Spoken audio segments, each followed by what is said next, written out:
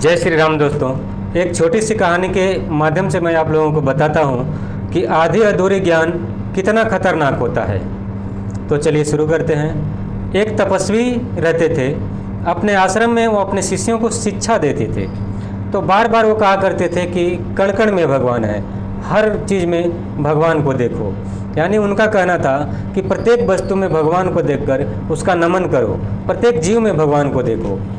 तो उनका एक शिष्य था जो कि इस बात को बहुत मानता था और प्रत्येक शिष्य भी उनके बात को मानते थे।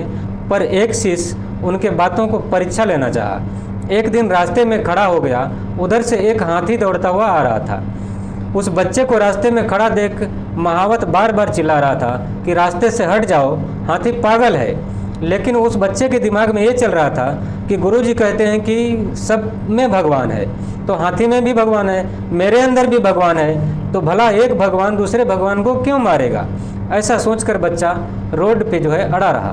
फिर महावत ने चिल्लाया, हट जाओ, मरने पे क्यों तुले हुए हो। लेकिन बच्चा रोड से जो है टस से मस नहीं हुआ और आखिर में ये हुआ कि हाथी ने उसको सूंड में उठाया और घुमाकर फेंक दिया।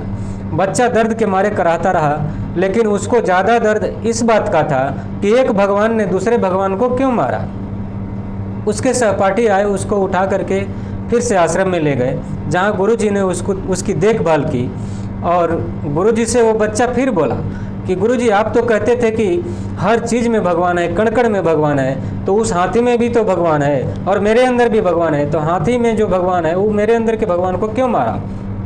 तो गुरुजी कहे कि जो महावत तुमको चिल्ला रहा था कि हट जाओ रास्ते से, सावधान कर रहा था, उसके अंदर भी तो भगवान था, उस भगवान की बात तूने क्यों नहीं मानी।